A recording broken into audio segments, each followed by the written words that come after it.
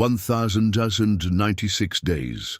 That's how long Catherine Kate Sullivan had mourned the loss of her husband while quietly transforming their struggling wheat farm into the heart of Millbrook Valley's renaissance. Trading grief for grit, she found purpose in rebuilding, not just her own farm, but helping neighboring properties recover from years of drought and economic hardship.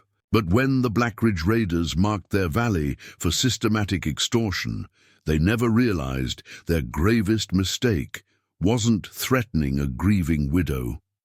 It was awakening a natural leader who'd spent 3 years learning every inch of the land they thought they could control. Before we jump back in, tell us where you're tuning in from, and if this story touches you, make sure you're subscribed, because tomorrow I've saved something extra special for you. The October sun hadn't yet breached the mist clinging to Millbrook Valley when Catherine Sullivan began her daily inspection of the irrigation systems. Her boots left clear prints in the morning dew as she walked the neat rows of emerging winter wheat, each step measured and deliberate. At first glance, she appeared to be just another farmer checking their fields, but her eyes moved with a methodical precision that spoke of deeper awareness, noting subtle changes in the landscape that others might miss. 3 years of running. The farm alone had taught Kate to see patterns where others saw only routine. Every rise and fall of the land, every natural drainage route, every line of sight between properties had been carefully catalogued in her mind. These dawn walks served multiple purposes. Checking soil moisture levels, yes, but also maintaining the mental map she'd built of the valley's natural features. Her attention shifted to movement along the northern ridge where the Taylor brothers were already moving their cattle to fresh pasture. Their coordinated efficiency brought a slight smile to her face. When she first proposed synchronizing the valley's farming operations 2 years ago, many had dismissed her ideas as a widow's desperate attempt to save her failing farm. Now, the sight of neighboring properties working in harmony was so common that few remembered it had been her innovation. "Morning, Kate," Sarah Richardson's voice carried clearly across the fields. The young veterinarian's truck kicked up dust as it approached along the access road. What had started as routine animal care visits had evolved into a valuable partnership. Sarah's work took her to every farm in the valley, making her an ideal source of information about regional activities.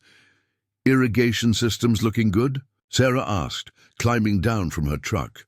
Her casual tone belied the real purpose of her early visit. They'd developed a habit of sharing observations during these morning meetings, building a picture of the valley's changing dynamics. "Pressures. Holding steady," Kate replied, her voice carrying the quiet authority that had gradually replaced her grief. "Though we've got tracks again at the North Creek crossing, 4 sets heading east, not our usual traffic patterns." Sarah's expression tightened slightly. She'd been hearing similar reports from other farms. "Strangers passed through Wilson Place yesterday. City clothes, expensive trucks, asked a lot of questions about property values." Kate nodded, processing this information against other subtle changes she'd noticed. The valley was changing, and not just in the ways visible on the surface. "How's Jack Wilson handling it?" "Nervous. Says they were polite enough, but something felt off. Mentioned how isolated some of the properties are, how difficult it must be to maintain security." Sarah paused, choosing her next words carefully. They knew details about his mortgage situation that aren't public knowledge. Through the morning mist, Kate watched more farms coming to life. The coordinated patterns of activity she'd helped establish were more than just efficient farming practices. They'd created a community that worked together, supported each other through hard times. She'd rebuilt her life by helping others rebuild theirs, turning individual struggles into collective strength. The sound of approaching vehicles drew their attention. 2 black SUVs moved along the main valley road, their pace deliberately slow. Even at this distance, Kate could tell these weren't local vehicles. The way they moved, stopping at key vantage points, suggested they were cataloguing the landscape. "Third time this week," Sarah noted quietly. "Always the same pattern." "They're mapping the valley." Kate's hand tightened imperceptibly on her thermos, remembering similar patterns she'd observed before her husband's death.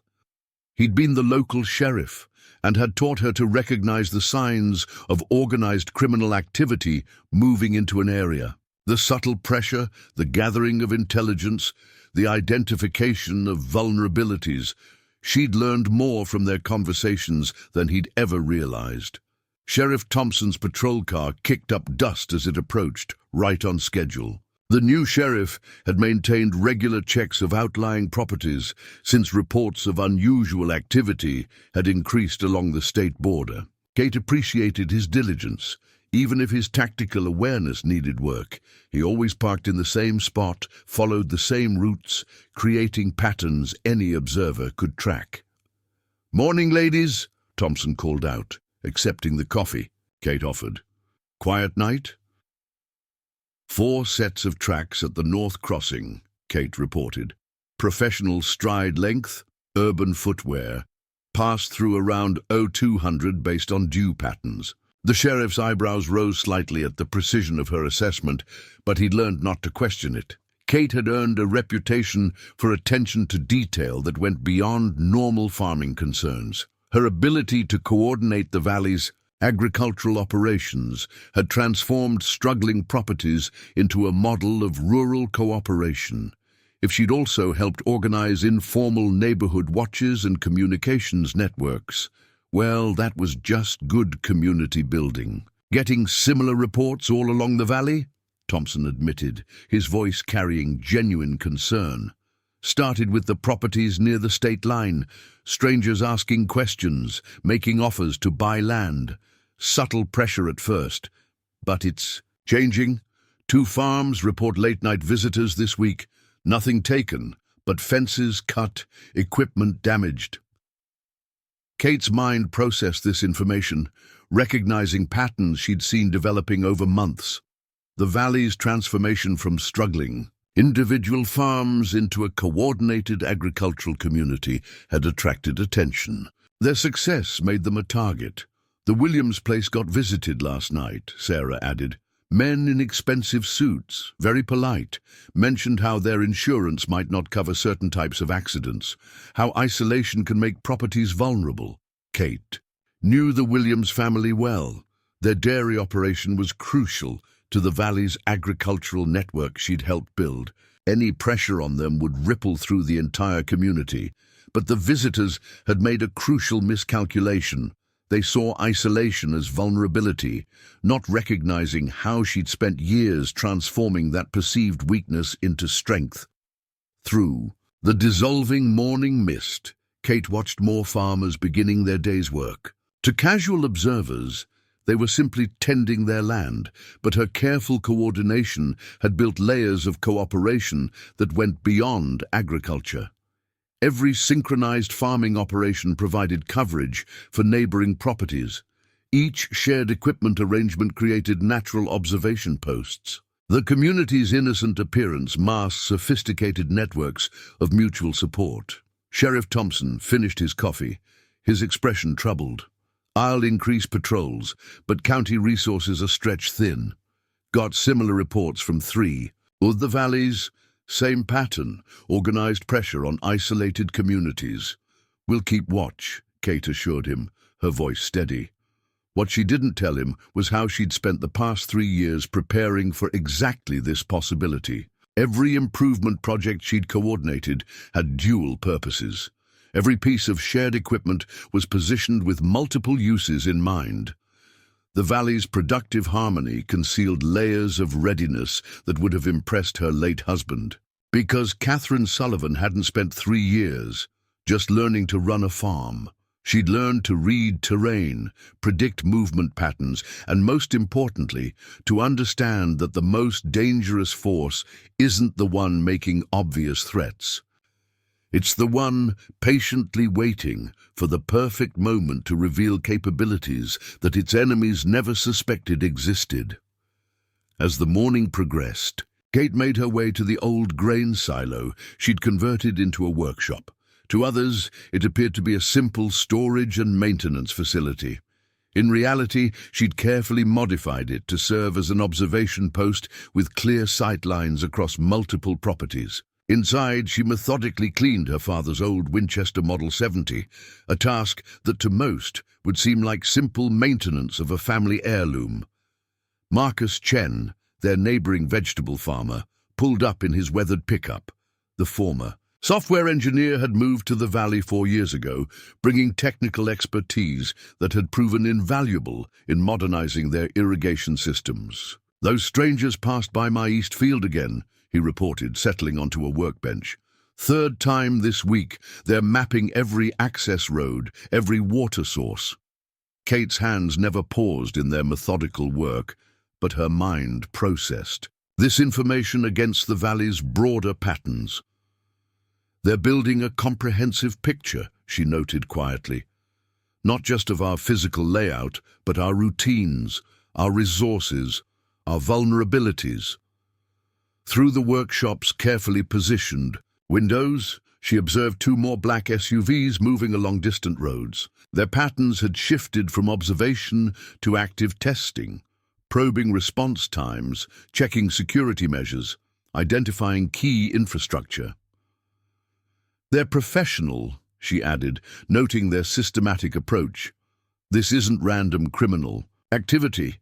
"Old Bill Anderson called," Marcus continued, his expression troubled. "He's thinking of selling. Got an offer that seems too good to be true, especially with the drought these past years." He paused, watching Kate's reaction. "Mentioned some pressure too. Subtle stuff, but his equipment's been acting up. Strange mechanical failures." Kate absorbed this news, understanding its implications. The Anderson property controlled key water rights that affected the entire valley's irrigation network. Its sale would disrupt the cooperative system she'd carefully built. Did he mention who made the offer? Company called Blackridge Development.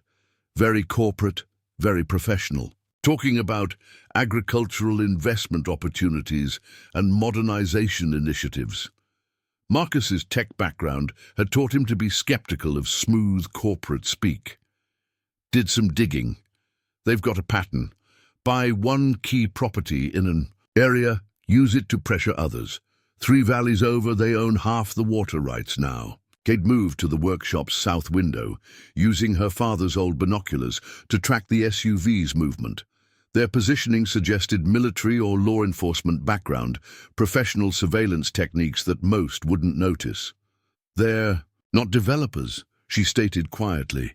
"They're a front. The Blackridge Raiders have been moving up from the south, taking control of rural areas through exactly this pattern." Preparing and narrating this story took us a lot of time, so if you are enjoying it, subscribe to our channel. It means a lot to us.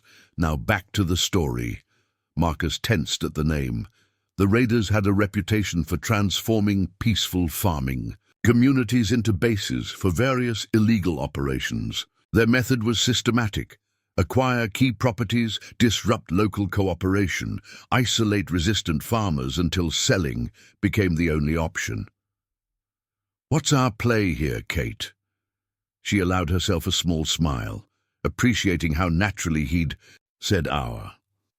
The valley's transformation into a cooperative community hadn't just been about agricultural efficiency. She'd spent 3 years building something stronger, a network of people who understood that true security comes from standing together. "For now, we watch," she replied, mind already calculating possibilities. "They expect panic, individual reactions. That's their standard playbook. Isolate, pressure, divide. They're not prepared for a community that moves as one." Sarah's truck was approaching again, moving faster than usual. Through her binoculars, Kate noted how the veterinarian's normally relaxed driving had been replaced by focused purpose. Something had changed. "They hit the miller's place last night," Sarah reported without preamble, entering the workshop. broke their main irrigation pump. Very professional job. Knew exactly where to hit to disable the system without appearing obviously criminal. Insurance will call it equipment failure.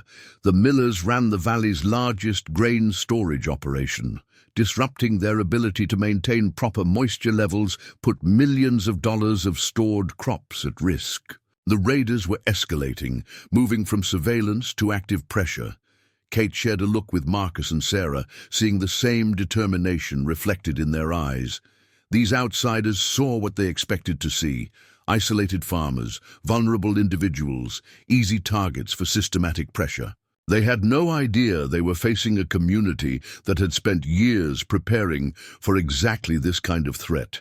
Because Catherine Sullivan hadn't just spent 3 years learning to run a farm. She'd learned to read terrain, predict patterns, and, most importantly, to understand that true strength isn't measured in obvious displays of power. It comes from patient preparation, from building networks that appear harmless until the perfect moment to reveal that some communities can't be broken by standard tactics of intimidation. The first clear evidence of the Black Ridge Raiders' growing influence arrived at dawn 3 days later. Kate discovered the valley's main access road had been subtly modified overnight. New gravel laid down, drainage improved, surface graded. To most, it would appear to be helpful infrastructure maintenance. Her husband's training in law enforcement pattern recognition told her different. They were preparing routes for heavy vehicle traffic. Professional work, Daniel Taylor observed, crouching to examine the road surface. The older of the Taylor brothers had spent 20 years in highway construction before returning to his family's farm. Commercial grade materials, proper compaction. These weren't local contractors. His weathered face creased with concern. They're building for something big. Kate surveyed the valley's morning activity through her father's binoculars, noting how the improved road altered established patterns. Farm trucks that normally used secondary routes were naturally gravitating to the smoother surface, inadvertently creating predictable traffic flows that would be easier to monitor. Found something else, Daniel continued, leading her to where the new road surface met their northern field access. Look at the culvert placement. They've channeled all drainage through monitored points. Anyone trying to move off-road will leave traces they can track. The systematic nature of these modifications confirmed Kate's suspicions. The raiders weren't just criminal opportunists. They employed professionals with infrastructure expertise, people who understood how to reshape terrain for tactical advantage. Through seemingly beneficial improvements, they were slowly transforming the valley's geography to serve their purposes. Sarah's truck approached from the direction of the Wilson property, her normal morning rounds now serving as intelligence gathering. The veterinarian's expression was grim as she parked.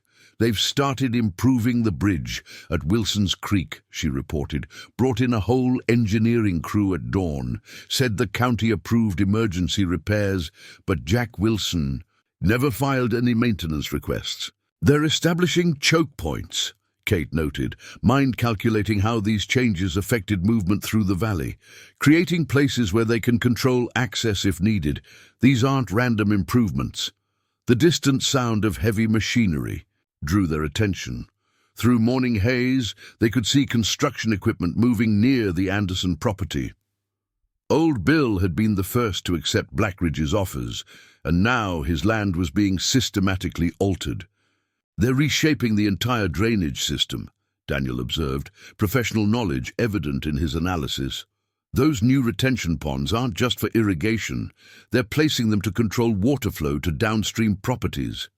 Kate's fingers traced the worn grip of her father's binoculars, mind mapping how these changes connected. The raiders were implementing a sophisticated strategy, using legitimate construction projects to establish infrastructure control. Each improvement appeared beneficial while serving hidden tactical purposes.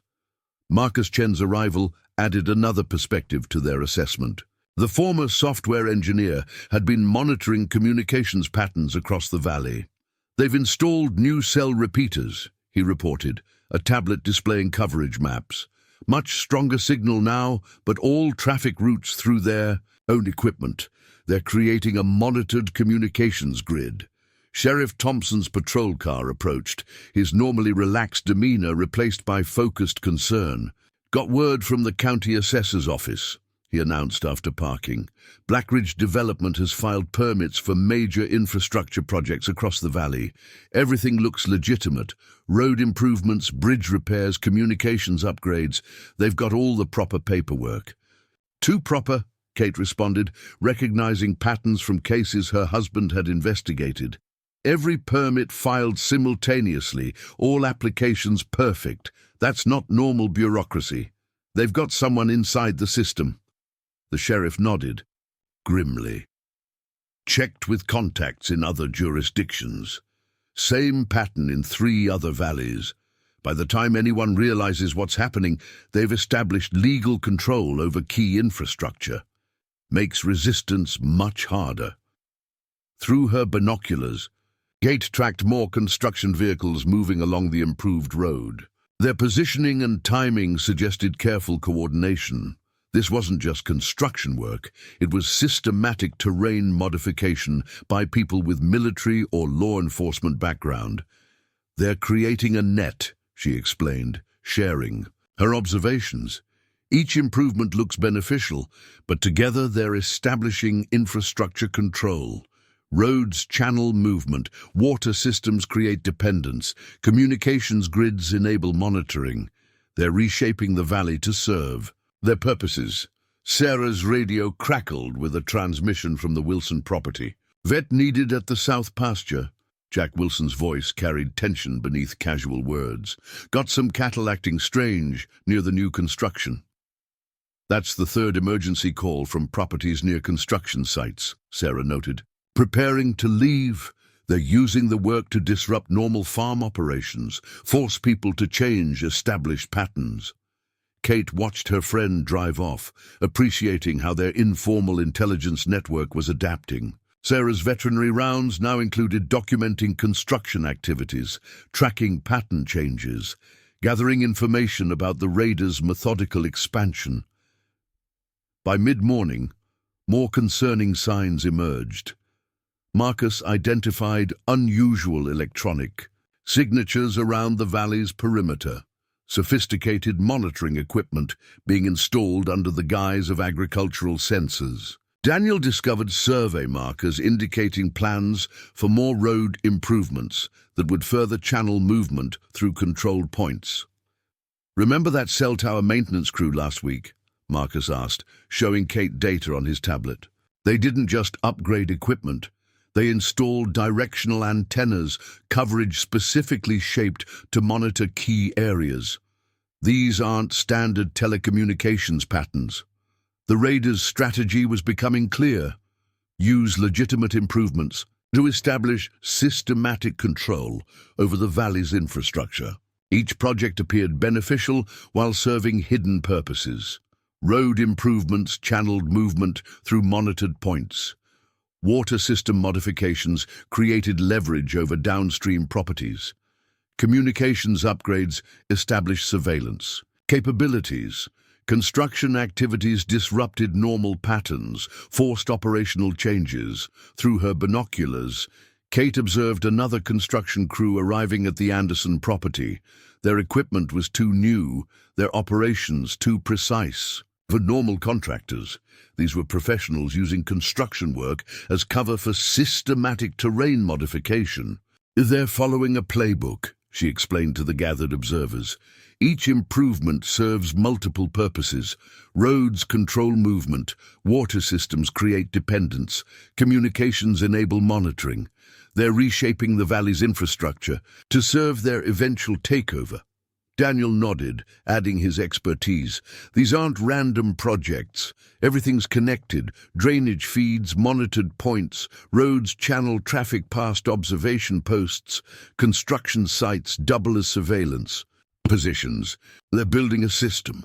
Sheriff Thompson's expression was grim. "County resources are limited. Even if we could prove these improvements aren't legitimate, they've got all the legal paperwork. They're using the system against us." Kate allowed herself a small smile, remembering lessons from her husband about dealing with sophisticated criminal operations. They're professional, methodical, following established patterns. That makes them predictable to anyone who understands their methods. Through the morning haze, she watched more construction vehicles moving into position.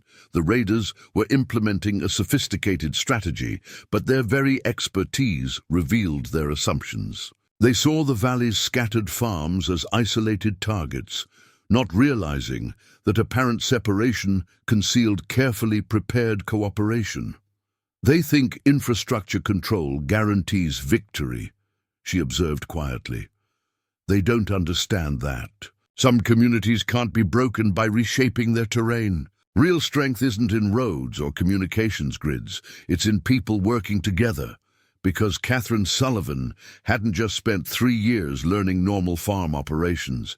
She'd studied how terrain affects movement, how infrastructure enables control, and most importantly, how systematic preparation can transform apparent vulnerability into unexpected strength. While the raiders methodically established their infrastructure net, they never realized they were revealing their own tactical patterns to someone who'd learned to see beyond surface improvements. The afternoon brought more signs of the raiders' expanding influence. Construction crews began work on 3 more improvement projects, each precisely positioned to enhance their infrastructure control. Kate observed their operations from multiple positions, noting how professional expertise made their patterns predictable to informed observation. Marcus's monitoring detected more sophisticated equipment being installed, surveillance systems disguised as agricultural sensors, communications gear hidden within legitimate upgrades. Each addition appeared innocent while serving the raiders' methodical expansion. They're creating layers of control, Kate explained during an impromptu gathering at her workshop. Each improvement looks beneficial but serves hidden purposes. They're establishing infrastructure dominance while appearing to help the community. Through carefully positioned observation points, she tracked the systematic transformation of their valley. The raiders were implementing a sophisticated strategy, but their professional expertise revealed their assumptions. They saw scattered farms as isolated targets, never realizing that apparent separation concealed prepared cooperation. Because Catherine Sullivan understood that true strength isn't measured in infrastructure control. While the raiders methodically established their net of improvements, they never realized they were revealing tactical patterns to someone who'd learned to see beyond surface changes. Their very expertise made them predictable to those who understood that some communities can't be broken by reshaping their terrain. The real question wasn't whether the raiders would continue their systematic expansion. It was whether they'd realize their professional methods were revealing their playbook to people prepared to resist in ways their tactical expertise hadn't anticipated. Evening brought Rebecca Martinez to Kate's workshop. The local high school's physics teacher had once worked in civil engineering, and her analysis of the raiders' construction patterns revealed deeper concerns. "Look at these soil compression readings," she indicated, spreading technical documents across the workbench. "They're not just improving roads, they're preparing them for heavy industrial traffic, military-grade load ratings." Kate studied the data, remembering conversations with her husband about how sophisticated criminal organizations established transportation infrastructure. "They're creating supply routes," she concluded. "The improved surfaces, reinforced bridges, widened turns. They're building a logistics network disguised as rural improvements." Through the workshop's strategic viewing points, they observed more subtle changes to the valley's landscape. New drainage ditches that channeled water flow also created natural barriers to off-road movement. Improved fencing that appeared to protect livestock actually established clear lines of sight along key approaches. "Found something else," Rebecca continued, pulling up satellite imagery on her tablet. "These new cell towers they're installing? The spacing and signal patterns suggest they're creating a communications grid capable of tracking movement throughout the valley. Any vehicle, person or livestock passing through these overlapping coverage zones can be monitored. Marcus arrived as darkness fell, his own monitoring equipment detecting new electronic signatures. They've activated more sophisticated systems, he reported, showing signal analysis on his equipment, directional antennas, frequency scanning, triangulation capability. This isn't agricultural telecommunications, it's professional surveillance infrastructure. The night's darkness highlighted another aspect of the raiders' methodology. New security lighting installed at improved properties created specific patterns of illumination and shadow. To untrained observers, it appeared to be simple safety upgrades. Kate recognized it as sophisticated terrain manipulation, creating controlled observation zones while channeling nighttime movement along predictable paths. They're establishing total environmental control, she explained to the gathered group. Each improvement serves multiple purposes. Roads channel movement, water systems create dependencies, communications enable surveillance, lighting shapes nighttime activity. They're transforming the valley into a controlled space while appearing to help modernize it. Tom Foster, their local electrician who'd served in the Army Corps of Engineers, added his perspective. These power grid upgrades they're implementing, the capacity and routing suggest preparation for significant industrial operations. They're building infrastructure for something much bigger than agricultural development. Sheriff Thompson arrived with more troubling news. Got word from state police contacts, he reported grimly. Blackridge's pattern matches operations in other regions. They establish infrastructure control, create dependencies, then use that leverage to force property sales. By the time anyone realizes it's organized criminal activity, they've got too much legal control to stop.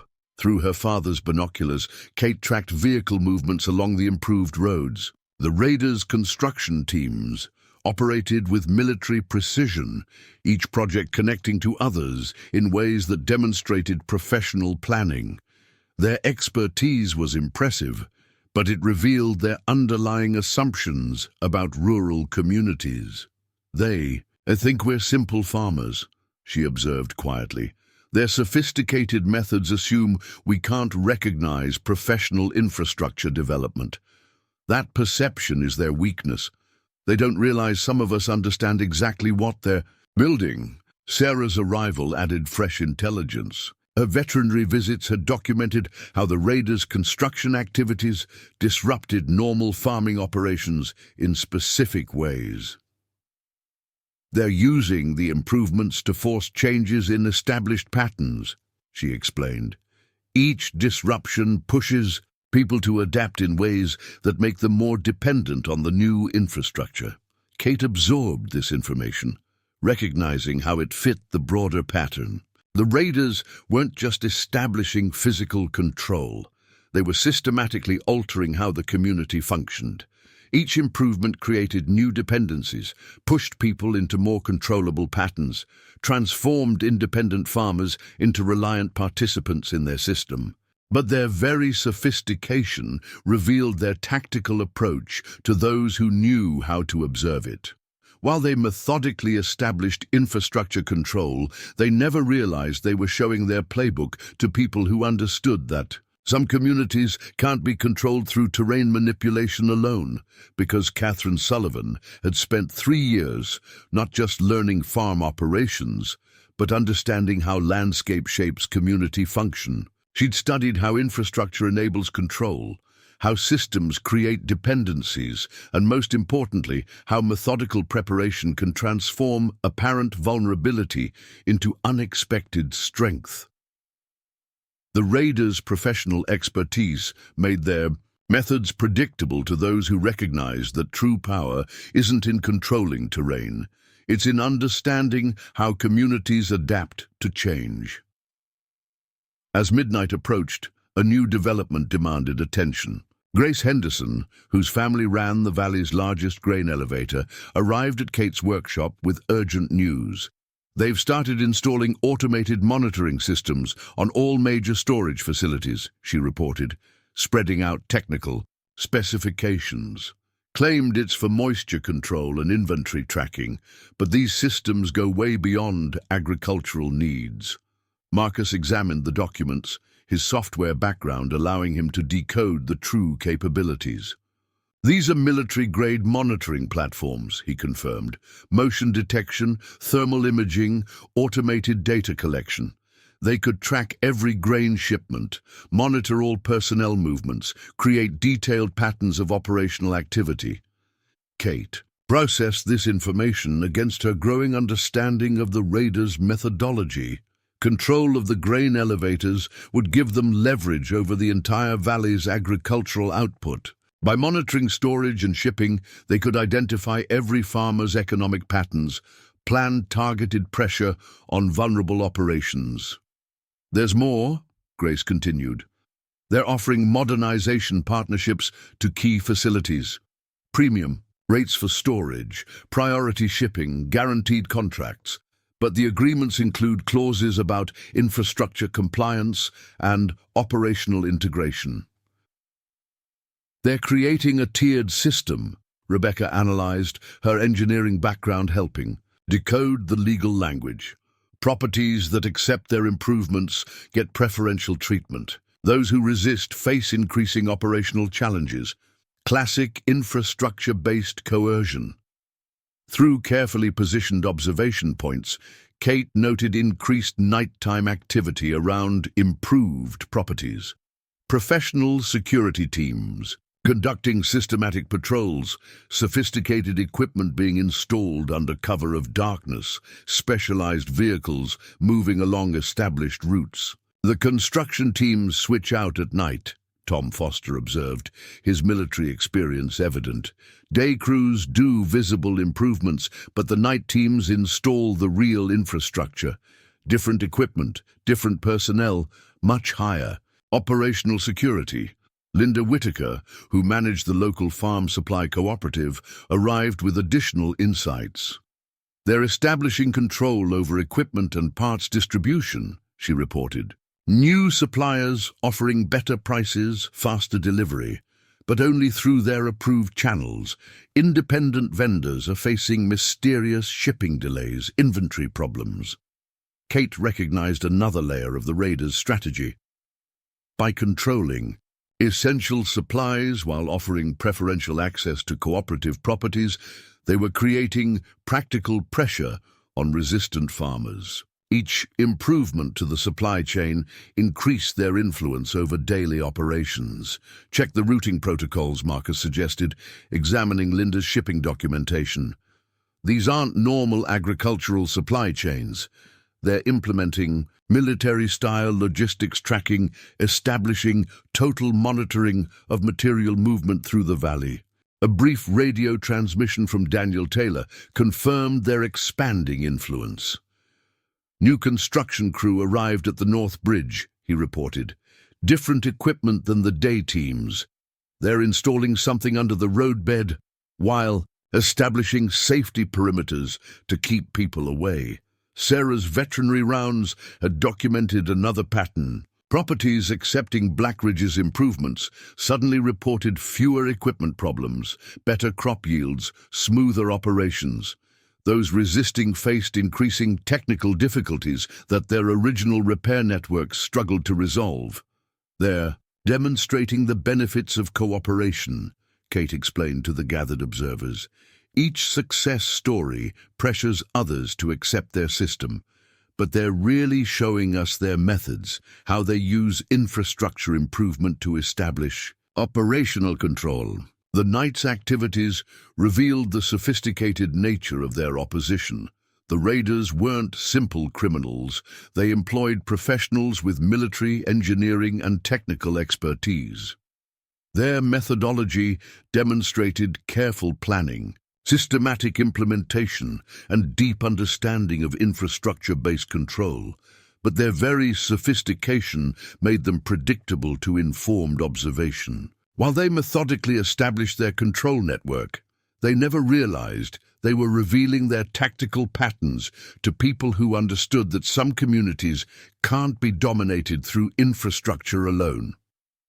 Because Catherine Sullivan had learned that true strength isn't measured in technical superiority or operational control. While the raiders deployed sophisticated systems and professional expertise, they never realized they were showing their playbook to someone who'd learned that lasting power comes from understanding how communities resist systematic pressure.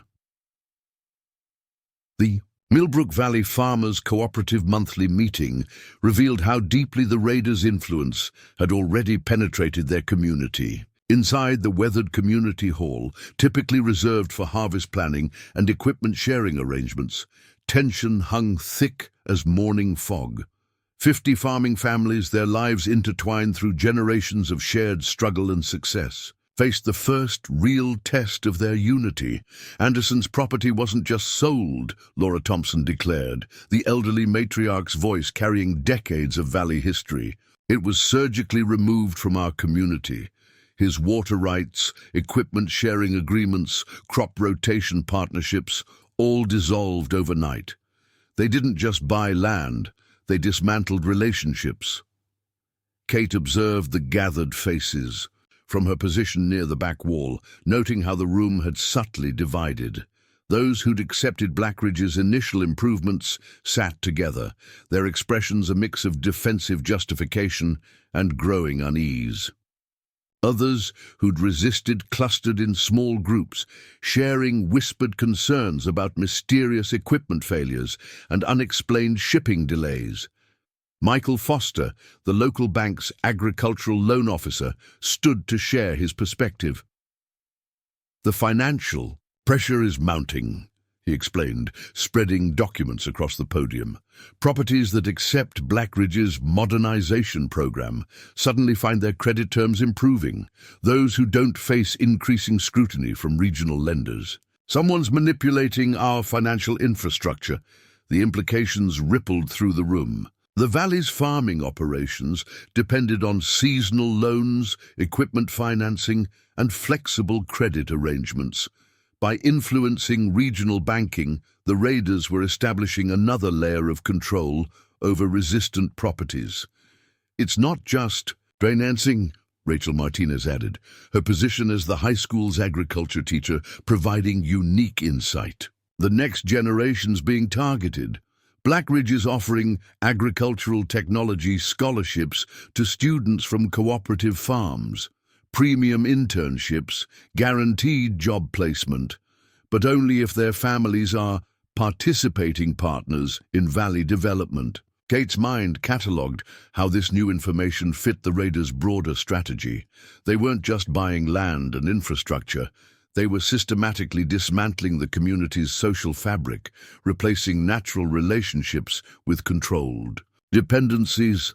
Grace Henderson rose next, her family's fourth-generation grain operation carrying significant influence. "We need to understand what's really at stake," she began, voice steady despite clear concern.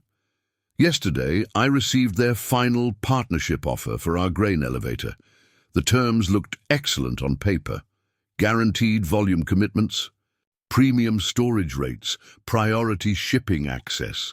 But buried in the contract details was a clause about operational integration with their broader agricultural network." "They're not trying to buy our businesses," Tom Foster interjected, his electrical contracting experience helping decode their methodology. "They're building a connected system where every operation depends on their infrastructure. Accept their improvements, you become part of their network. Resist, you get isolated from essential services." Through the hall's windows, Kate watched more construction vehicles moving along the improved roads.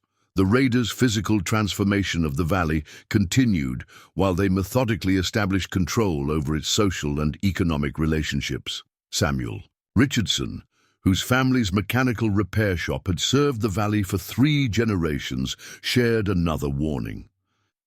"They've started upgrading key repair facilities with their own equipment. Specialized diagnostic tools, proprietary parts supply chains, independent shops are losing access to critical components. They're turning basic maintenance into another control point. The discussion shifted to immediate concerns. Several families reported pressure on their children, subtle suggestions that future opportunities depended on their parents' cooperation. Others described how long-standing community arrangements were being disrupted by new regulations and requirement changes. The Wilson's dairy operation is at a breaking point, Sarah reported, her veterinary work providing a clear view of mounting pressures. Their independent milk hauler's license got suspended over documentation irregularities. Blackridge's transportation network offered to take over their routes at premium rates, but only if they upgrade to approved equipment standards. Kate moved to the front of the room, years of quiet leadership drawing attention without demanding it. "We're facing something beyond simple criminal takeover," she explained, voice carrying calm authority. "They're not just buying assets or establishing infrastructure. They're systematically reorganizing how our community functions." Through the hall's strategic observation points, she noted increased surveillance activity around their gathering. The raiders were monitoring community meetings, analyzing resistance patterns, and identifying pressure points in social networks. "Look at their pattern," she continued, "mind-connecting elements others might miss. Each improvement seems beneficial in isolation. Better roads, upgraded storage, modern equipment, financing options, but together, they're creating a system of controlled dependencies. They're not just taking over our valley, they're transforming how it operates." Marcus Chen added his technical perspective. "Their infrastructure isn't just physical, they're establishing digital control points throughout the valley. Equipment that only works with their systems, data that only flows through their networks, communications that depend on their upgrades. They're building a technological cage around our operations." The afternoon session revealed deeper community divisions. Families facing immediate financial pressure described impossible choices between accepting raiders' help or losing generations of agricultural heritage. Others reported subtle warnings about children's educational opportunities, medical access, and essential services. "The Preston family situation is critical," Linda Whitaker reported, her position at the Farm Supply Cooperative providing a clear view of economic pressures.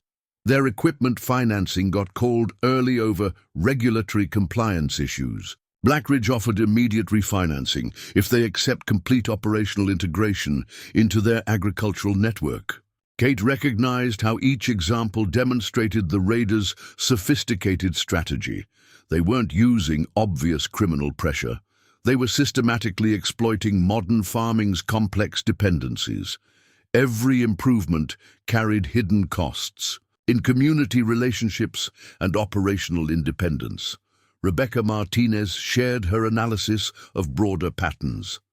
"They're creating tiered access to essential services," she explained, engineering background helping decode their methodology.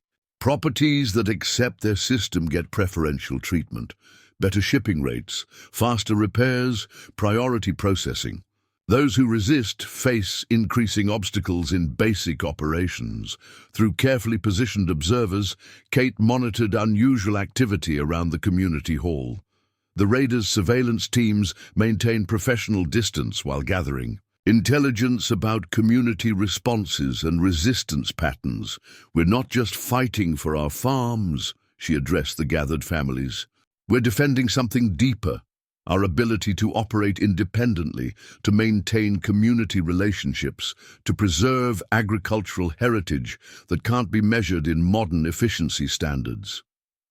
Daniel Taylor's arrival added urgent context. "They've started establishing checkpoints on improved roads," he reported, calling it agricultural quality control, inspecting shipments, verifying documentation, monitoring movement patterns. "But they're really mapping our operational networks, identifying community connections they need to control." The evening session focused on immediate challenges. Families reported increasing pressure through sophisticated methods.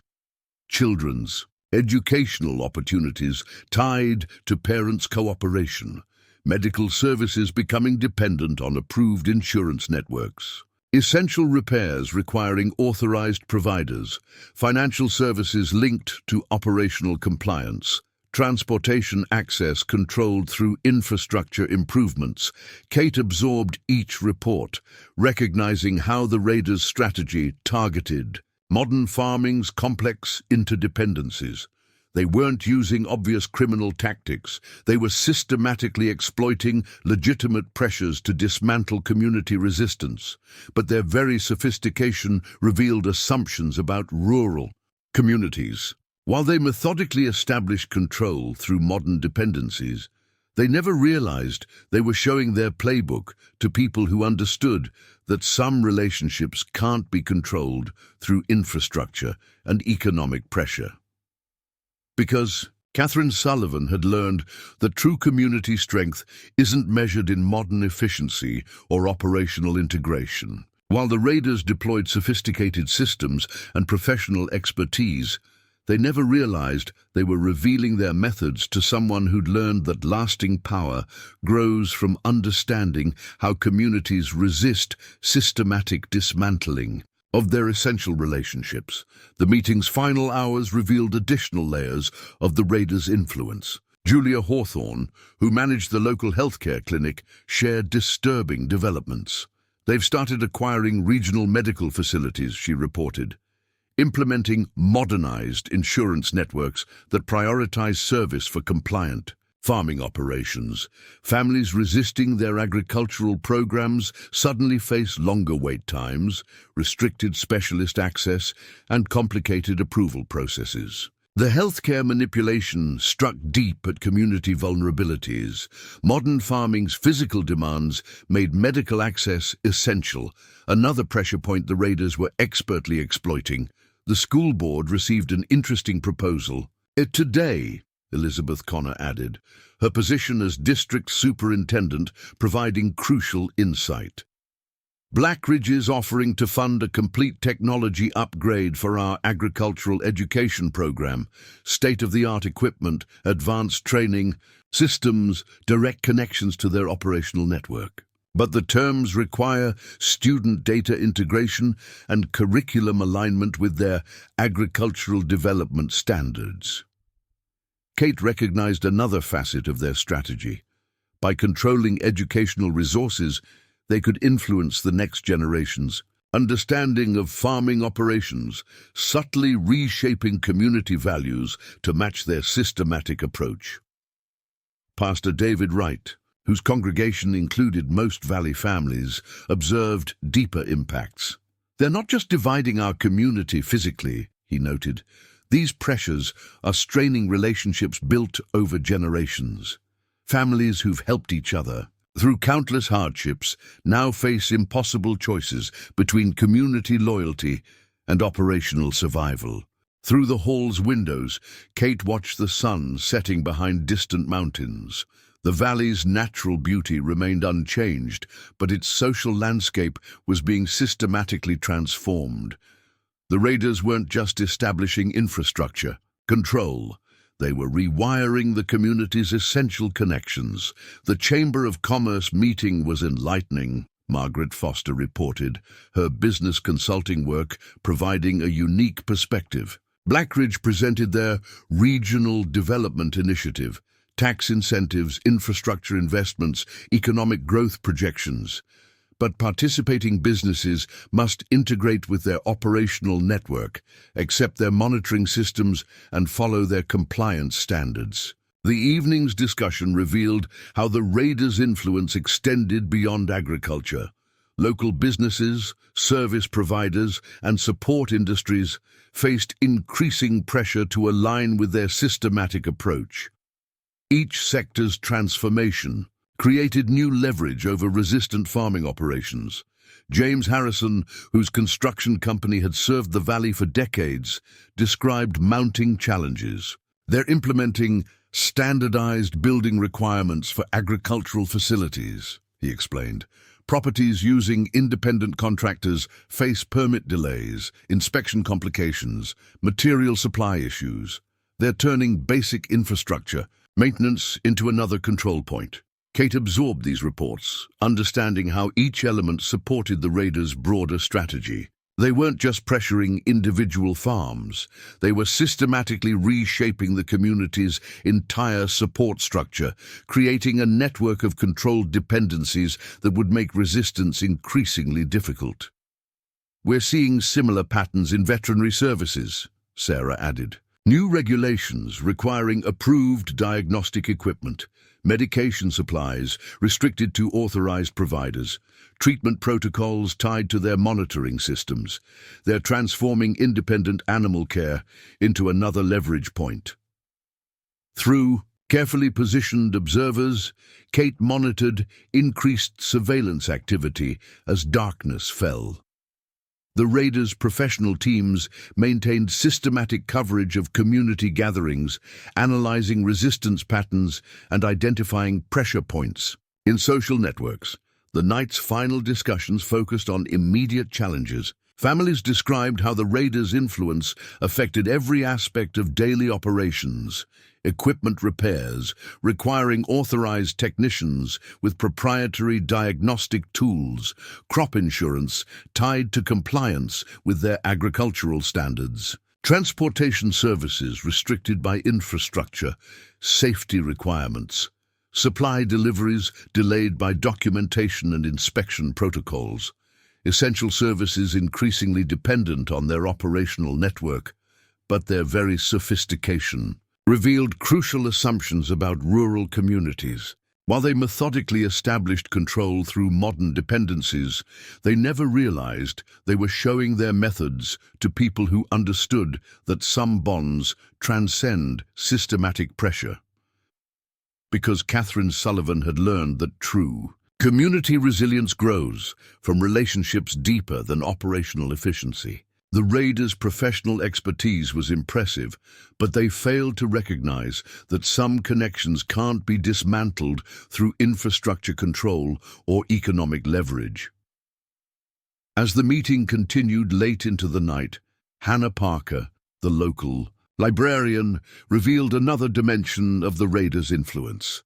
"They're digitizing our agricultural records," she explained, voice tight with concern, offering to preserve and modernize generations of farming documentation, but the terms require all data to be integrated into their information network. With access controlled through their authorization systems, Kate recognized the strategic importance of this move. The library's archives contain detailed records of water rights, land use patterns, and community relationships, crucial information for understanding the valley's agricultural dynamics. The Youth 4-H program received an interesting proposal, Amy Richardson added, her leadership of local agricultural education programs providing valuable insight. Blackridge wants to modernize our training approach, new equipment, advanced facilities, direct mentorship opportunities, but only for students whose families participate in their development initiatives. The manipulation of youth programs struck at the community's future. By controlling agricultural education, the raiders could shape how the next generation viewed farming operations and community relationships.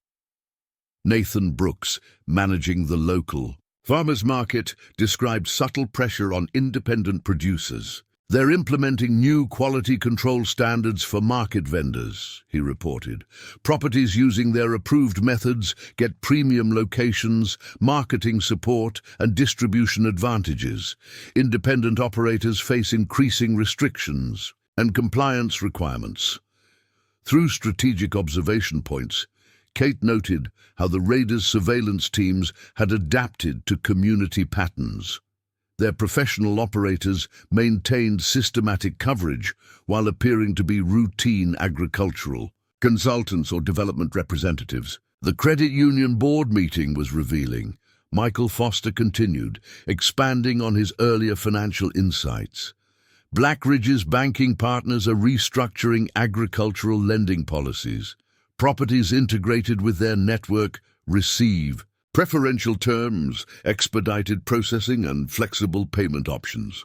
Independent operators face stricter requirements and limited access to seasonal financing. Dr. Emily Turner, the Valley's primary care physician, shared healthcare implications. They're not just acquiring medical facilities, she explained.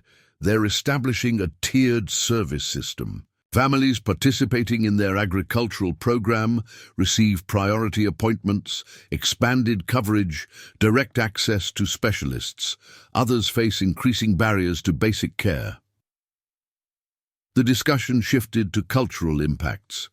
Maria Gonzalez, who coordinated community cultural events, described how the raiders' influence affected traditional gatherings. They're sponsoring our agricultural festivals, she noted, offering modern entertainment, improved facilities, professional organization, but requiring participant screening and operational oversight. They're turning community celebrations into monitored events. Kate absorbed these reports, understanding how each element supported the raiders' comprehensive strategy. They weren't just establishing operational control, they were systematically reshaping how the community maintained its cultural identity and social bonds. The Agricultural Extension Office is compromised, Thomas Wright reported, his position as County Agricultural Advisor revealing institutional changes. New partnership agreements require data sharing, operational alignment, resource allocation based on their development priorities. They're transforming independent agricultural support into another control mechanism. As midnight approached, more subtle pressures emerged. Families described how the raiders' influence affected basic community functions. Social events requiring approved venues with monitoring systems, youth sports programs tied to family participation. In their initiatives, religious gatherings facing facility access restrictions, community service organizations pressured to align with their standards, cultural traditions disrupted by operational requirements. Rebecca Martinez's engineering analysis revealed infrastructure implications. They're not just controlling physical systems, she explained. They're establishing digital oversight of every community function. Their network monitors participation patterns, tracks relationship networks, identifies resistance clusters. Through the hall's windows, Kate observed increased nighttime activity. The raiders' professional teams conducted systematic surveillance while appearing to perform routine security patrols or facility maintenance. The food bank's situation is critical, Linda Whitaker added, her supply chain expertise highlighting humanitarian impacts. Blackridge offered to modernize our distribution system. Better facilities, increased capacity, guaranteed supplies, but requiring recipient registration and data integration with their network. The manipulation of community aid struck at fundamental relationships. By controlling assistance programs, the raiders could influence how people supported each other during hardships. Samuel Richardson described technical implications. They're implementing proprietary systems for basic equipment maintenance, he explained. Specialized tools, restricted documentation, controlled access to diagnostic resources. Independent repair shops can't service newer machinery without their authorization. The night's final discussions revealed how the raiders' influence extended into personal relationships. Families reported pressure through sophisticated social manipulation, community events segregated by participation in their programs, social relationships strained by operational dependencies, support networks disrupted by controlled access to resources, traditional gatherings monitored through modern security systems, cultural practices restricted by facility requirements, but the very sophistication revealed crucial misunderstandings about rural communities. While they methodically established control through modern systems, they never realized they were showing their methods to people who understood that some bonds transcend operational efficiency. Because Catherine Sullivan had learned that true community strength grows from relationships that can't be measured in modern metrics. The raiders' professional expertise was impressive, but they failed to recognize that some connections resist systematic control through shared history and human understanding that transcends infrastructure and economic pressure. Dawn painted Millbrook Valley in shades of amber as Kate began implementing her initial response to the raiders' systematic takeover attempt. The converted grain silo, appearing abandoned to casual observation, had become her strategic planning center. Maps, spread across weathered workbenches, detailed the valley's transformation, each new improvement marked with precision. Their pattern suggests military expertise, Marcus Chen noted, analyzing surveillance data on his specialized equipment. These aren't random criminals. They're following established protocols for territorial control. Look at how they've positioned their monitoring systems, overlapping coverage, redundant power supplies, hardened communication links. Kate studied the technical readouts, remembering discussions with her husband about professional security operations. They're establishing what they think is perfect surveillance, she observed, but their very expertise makes them predictable to anyone who understands their methods. Through carefully concealed observation points, she tracked the raiders' morning activities. Construction teams resumed their systematic improvements, while surveillance units maintained professional coverage of key areas. Their operations revealed military-grade training, but also showed assumptions about rural communities that could be exploited. Sarah arrived with fresh intelligence gathered during her veterinary rounds. They're implementing livestock tracking systems, she reported, spreading technical documents across the planning table. RFID tags, GPS monitors, automated movement tracking, claiming it's for herd health management, but the data feeds directly to their control center. Rebecca Martinez's engineering analysis revealed infrastructure vulnerabilities. Their power grid upgrades have a critical weakness, she explained, pointing to technical schematics. They're routing everything through centralized control nodes. Efficient for monitoring, yes, but it creates potential failure points they don't expect us to recognize. The morning strategy session focused on identifying the raiders' tactical assumptions. Their professional expertise was impressive, but it revealed operational patterns that could be anticipated. Regular patrol schedules disguised as security checks, communication protocols hidden within normal agricultural data, surveillance positions masked by infrastructure improvements, supply routes established through road upgrades, control points concealed as agricultural facilities. There, creating digital checkpoints, Marcus added, his software background detecting subtle patterns. Every improvement includes automated monitoring, traffic sensors, communication nodes, data collection points, but their network architecture assumes no one here understands modern technology. Tom Foster's arrival added crucial insights about power distribution. Those new electrical substations they're building, they're implementing military-grade protection, backup generators, surge suppression, physical security. But they're following standard protocols that assume civilian opposition. Kate absorbed these reports, her mind developing counter-strategies that would exploit the raiders' professional assumptions.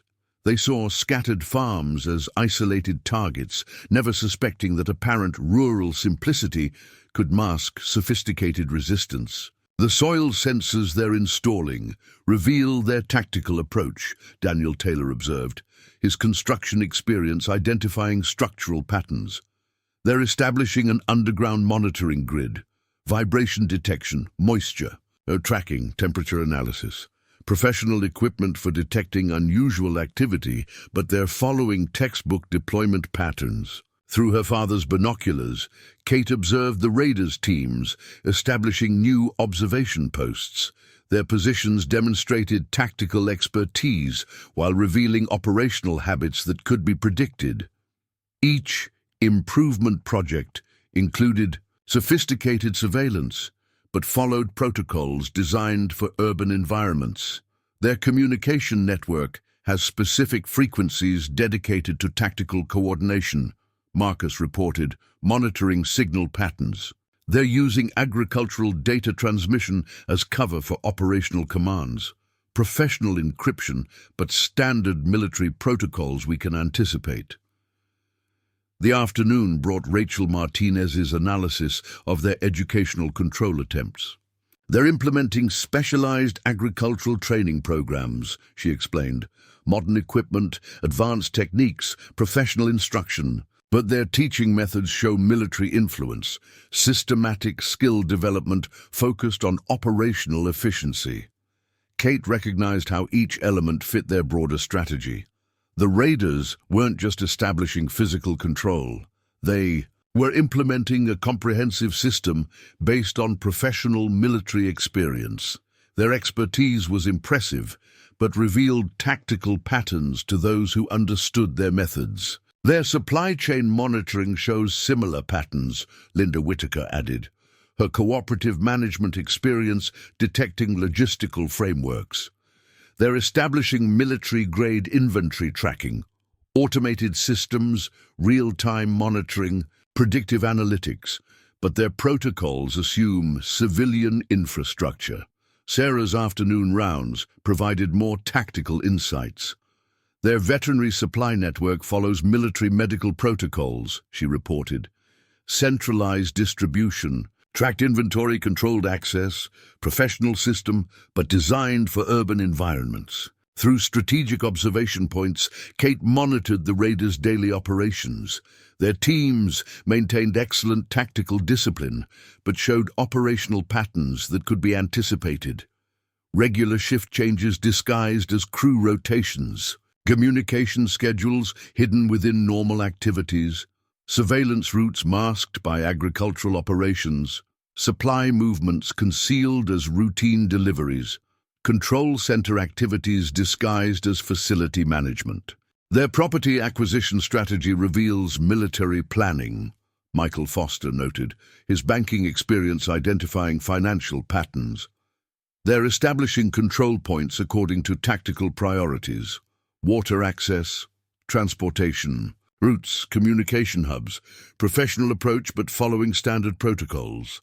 The evening strategy session focused on developing initial responses. Kate's understanding of professional operations helped identify opportunities, natural features that could disrupt surveillance coverage, agricultural activities that could mask counter movements, community patterns that could conceal coordination, infrastructure elements that could be repurposed, communication methods that could evade monitoring. Marcus's technical analysis revealed digital vulnerabilities. Their network security follows military standards, he explained.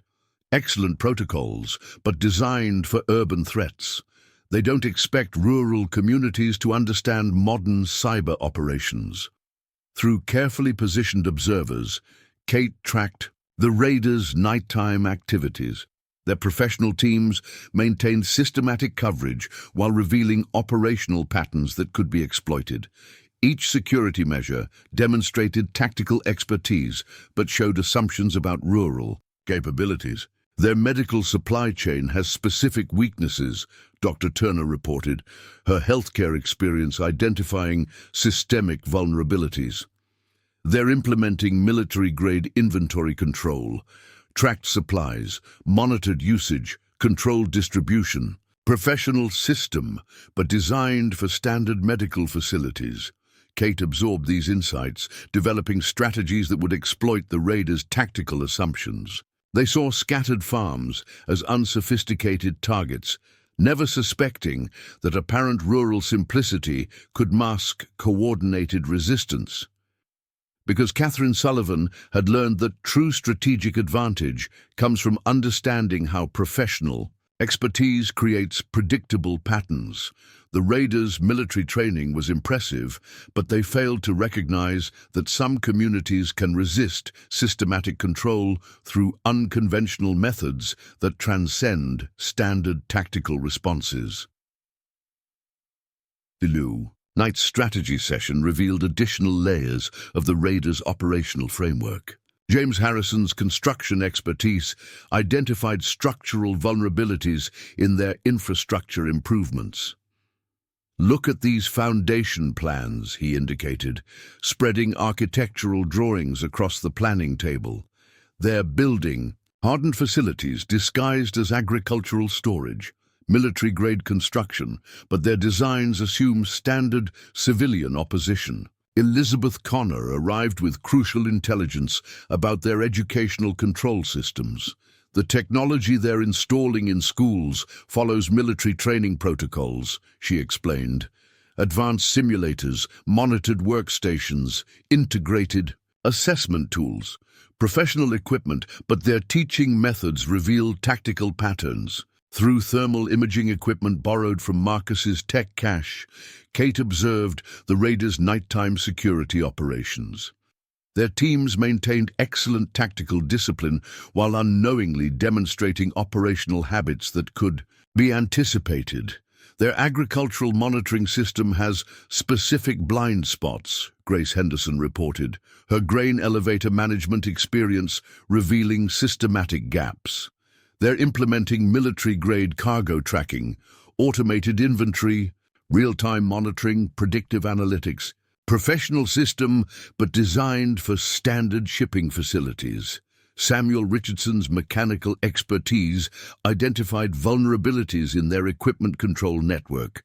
"These diagnostic systems follow military maintenance protocols," he noted, analyzing technical specifications.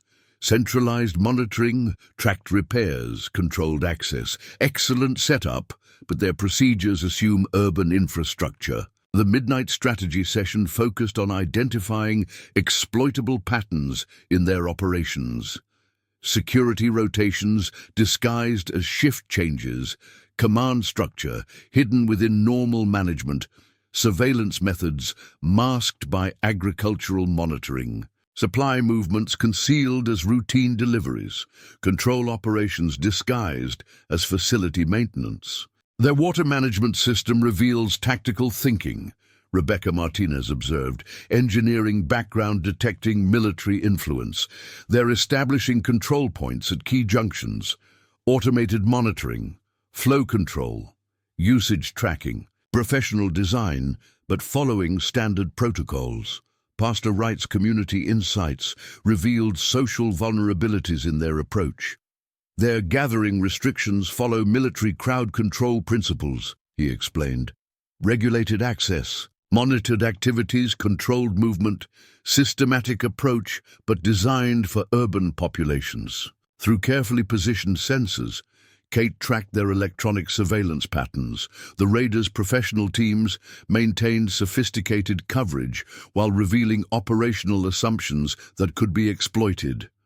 Communication schedules, hidden in data traffic, movement tracking disguised as agricultural monitoring, surveillance systems masked by infrastructure control centers concealed as management facilities, supply routes hidden within normal transportation.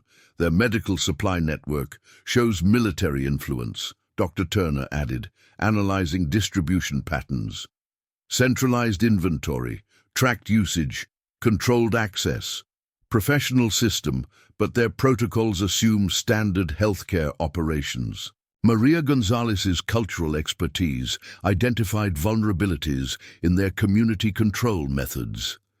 "Their event monitoring follows military gathering protocols," she noted. "Regulated activities, tracked attendance, controlled interactions.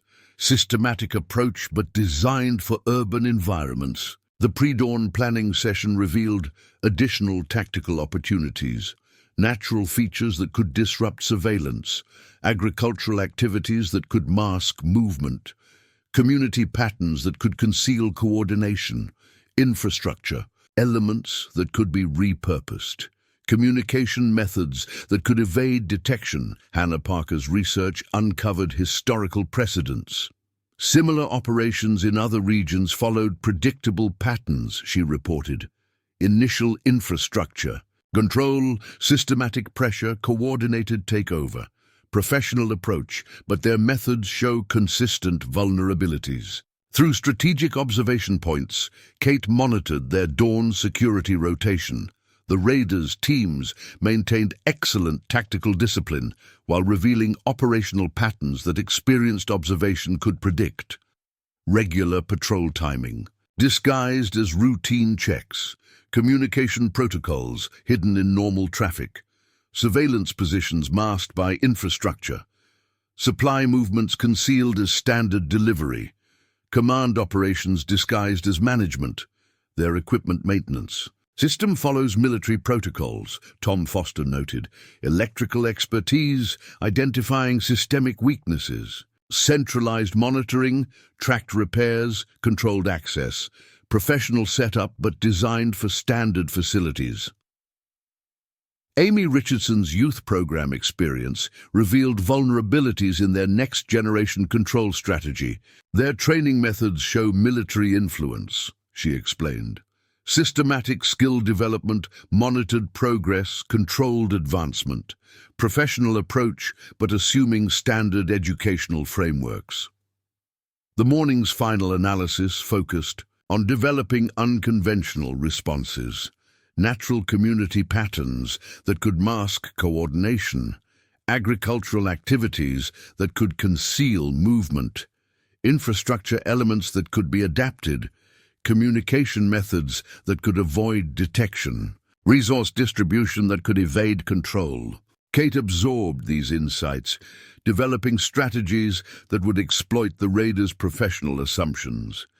They saw scattered farms as unsophisticated targets, never suspecting that apparent rural simplicity could mask sophisticated resistance. Because Catherine Sullivan had learned that true tactical advantage comes from understanding how military expertise creates exploitable patterns. The raiders' professional training was impressive, but they failed to recognize that some communities can resist systematic control through unconventional methods that transcend standard operational responses. Nathan Brooks arrived with crucial intelligence about their market control systems. The inventory tracking they're implementing reveals military logistics training, he explained, spreading documentation across the planning table, automated product monitoring, real-time sales, tracking, supplier verification protocols, professional system but designed for urban distribution networks. Julia Hawthorne's healthcare administration experience identified vulnerabilities in their medical control infrastructure. Their patient management system follows military medical protocols, she noted, analyzing network diagrams. Centralized records, monitored treatments, controlled prescriptions, sophisticated setup, but assuming standard hospital operations. Through high-resolution surveillance footage from Marcus's hidden cameras, Kate observed their facility security patterns. The raiders' teams maintained professional coverage while unknowingly demonstrating predictable operational habits. Access control disguised as safety protocols, personnel tracking hidden in employee monitoring. Surveillance systems masked as quality control. Command structure concealed in management hierarchy, resource allocation hidden in supply chain operations. Their fuel distribution network shows tactical planning, Thomas Wright reported. Agricultural expertise detecting military influence. Controlled access points, monitored usage, tracked transportation. Professional system but following standard protocols. Margaret Foster's business analysis revealed economic vulnerabilities. Their financial control methods mirror military resource management, she explained. Centralized accounting, tracked transactions, controlled investments, systematic approach but designed for standard commercial operations. The strategy session extended into early afternoon, identifying exploitable weaknesses. Equipment maintenance. Schedules that created predictable patterns.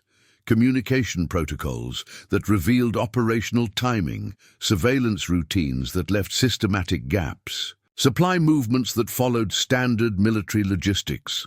Personnel rotations that created observable patterns. Their waste management system indicates tactical thinking, Linda Whitaker observed. Supply chain experience detecting military procedures. Controlled collection, monitored disposal, tracked environmental impact, professional setup but assuming urban infrastructure. Emily Turner's medical insights revealed healthcare control vulnerabilities. Their emergency response protocols follow military medical standards, she noted. Centralized dispatch, monitored transport, controlled treatment, systematic approach but designed for standard facilities. Through strategically placed environmental sensors, Kate tracked their facility emissions patterns. The Raiders' professional teams maintained excellent operational security while revealing systematic approaches that could be anticipated. Energy usage patterns indicating facility functions. Water consumption revealing operational timing. Waste. Production showing activity levels. Chemical signatures indicating equipment types. Heat signatures revealing personnel concentrations. Their agricultural data network demonstrates military communications design, Marcus added, analyzing signal patterns. Centralized servers, encrypted transmission, controlled access points, professional system, but their protocols assume standard. Civilian opposition. Rachel Martinez's educational expertise identified vulnerabilities in their training infrastructure. Their skill assessment methods follow military evaluation protocols, she explained. Standardized testing, monitored progress, controlled advancement, systematic approach, but designed for conventional education systems. The mid-afternoon planning revealed additional counter-strategy opportunities.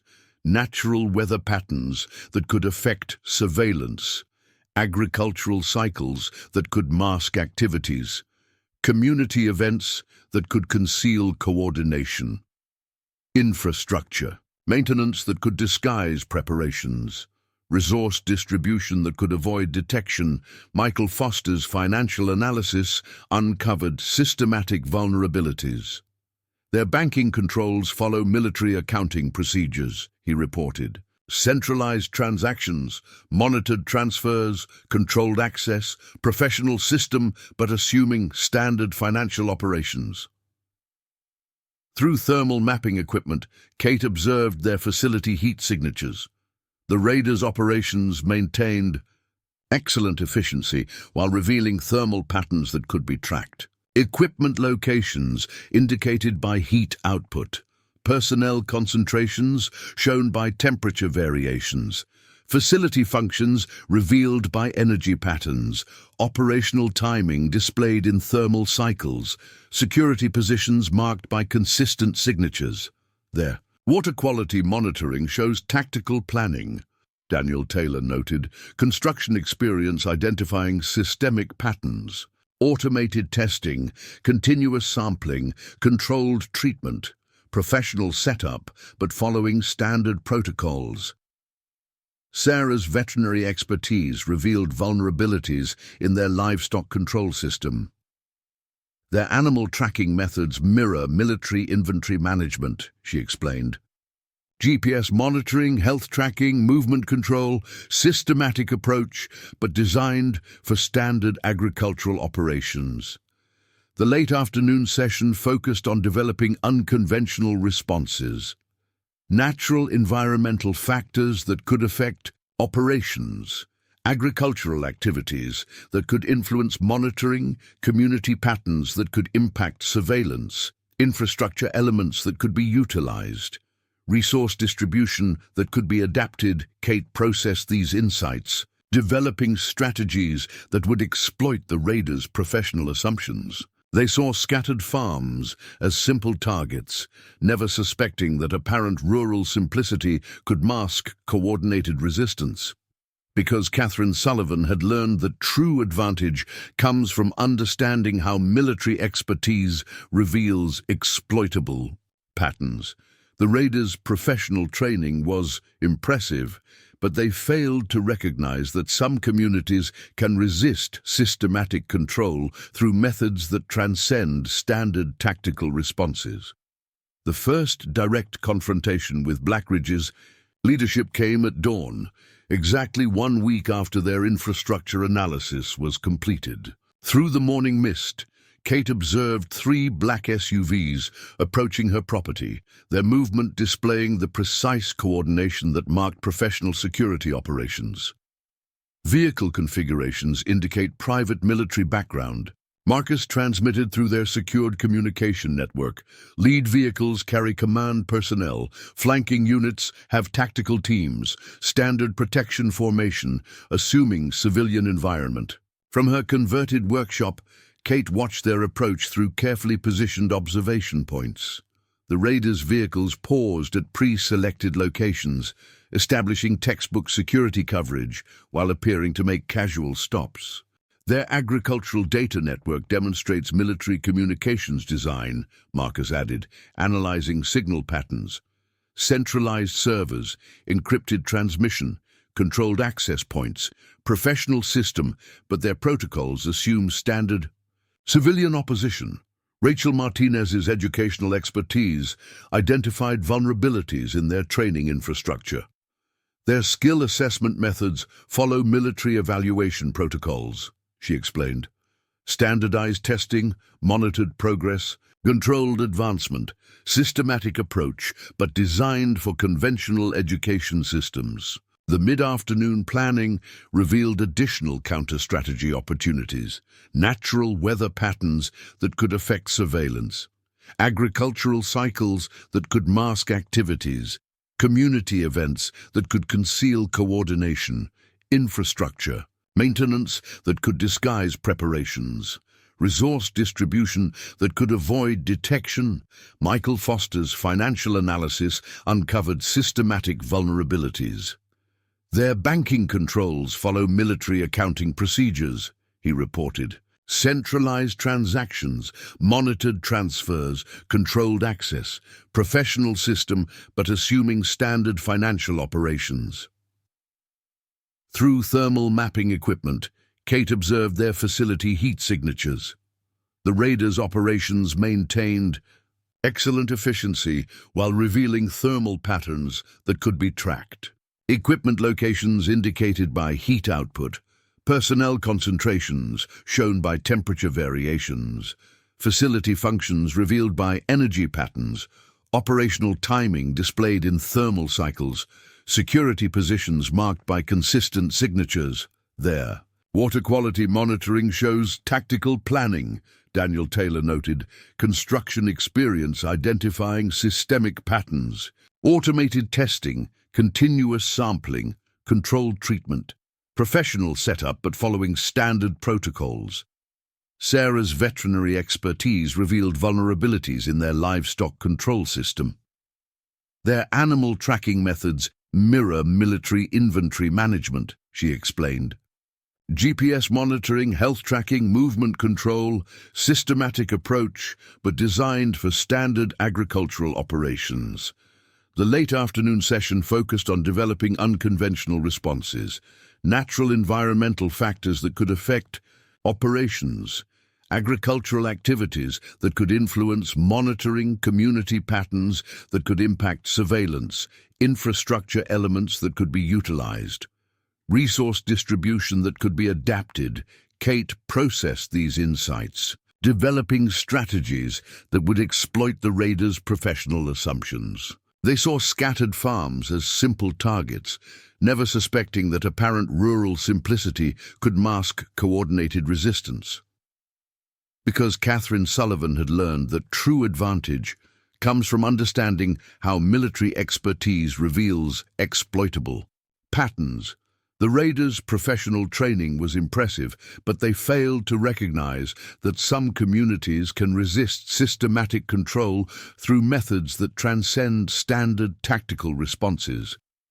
The first direct confrontation with Blackridge's leadership came at dawn, exactly 1 week after their infrastructure analysis was completed. Through the morning mist, Kate observed 3 black SUVs approaching her property, their movement displaying the precise coordination that marked professional security operations.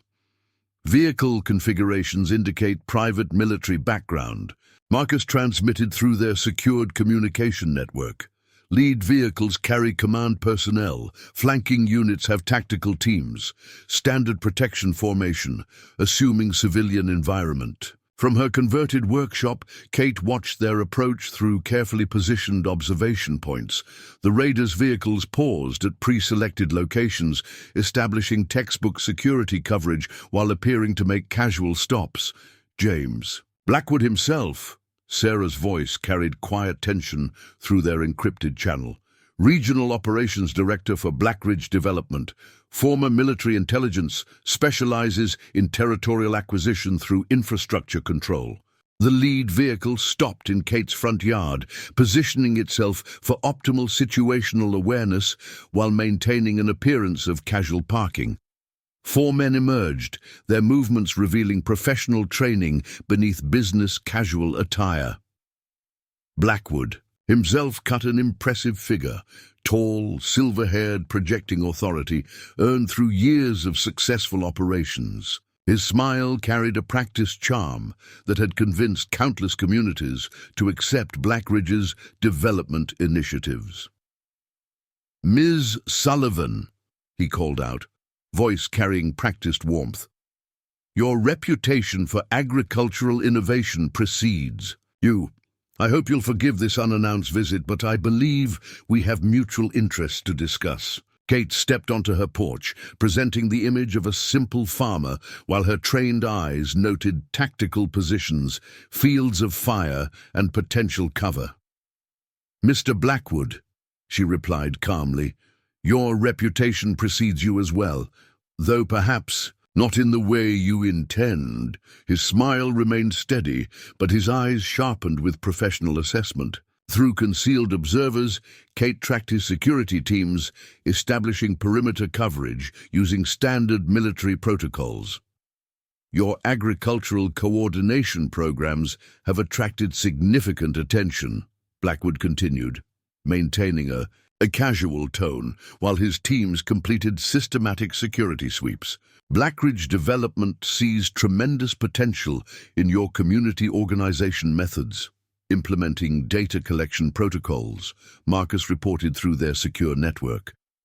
"Standard military intelligence gathering disguised as civilian surveillance. They're mapping our response patterns."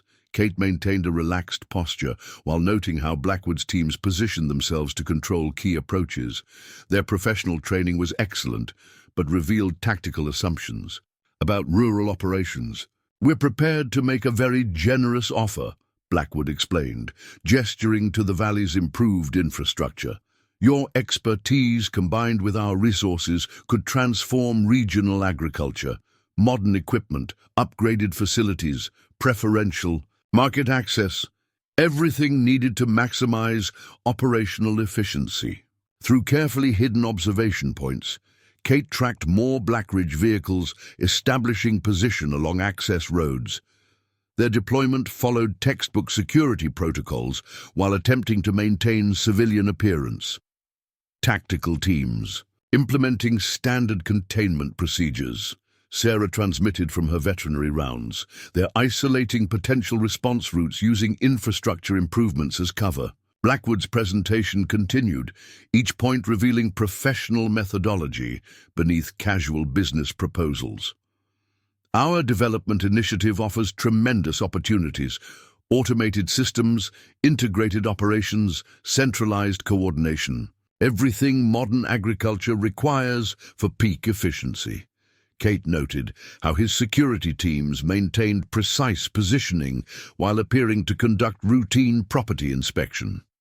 Their movements demonstrated tactical excellence while revealing operational patterns that could be anticipated.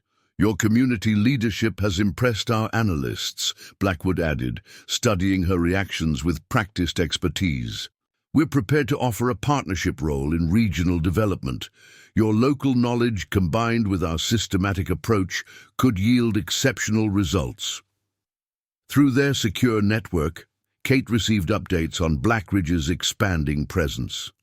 Additional teams establishing surveillance positions, communication systems, implementing monitoring protocols, security units deploying under civilian cover, tactical resources positioning at key points, command elements coordinating systematic coverage. Think of the possibilities, Blackwood continued, his presentation following professional engagement protocols. Modernized operations, streamlined logistics, optimized resource allocation, a complete transformation of agricultural efficiency. Kate maintained casual demeanor while noting how his teams executed standard military procedures. Perimeter security, disguised as property inspection, tactical positioning masked by civilian activities, communication protocols hidden in normal operations, command structure concealed within business hierarchy, resource deployment masked by routine movement. Our initial analysis suggests tremendous potential, Blackwood explained, each point revealing systematic methodology. Your community coordination combined with our development framework could revolutionize regional agriculture. Through concealed observation points, Kate tracked his teams implementing standard security procedures while maintaining civilian appearance. Access control disguised as property boundaries, surveillance systems masked as agricultural monitoring, tactical positions concealed by normal activities, command operations hidden in business functions, resource allocation masked by routine operations. We're prepared to begin immediate implementation, Blackwood continued, his presentation following professional protocols. Modern equipment deployment, facility upgrades, infrastructure enhancement, everything needed for optimal agricultural efficiency. Kate noted how his security teams maintained tactical excellence while revealing operational patterns. Regular position changes disguised as routine movement, communication protocols hidden in normal activities, surveillance methods masked by civilian inspection, command structure concealed in business operations, resource deployment masked by standard procedures. Consider the advantages, Blackwood added, studying her responses with professional expertise. Centralized coordination, automated systems, integrated operations.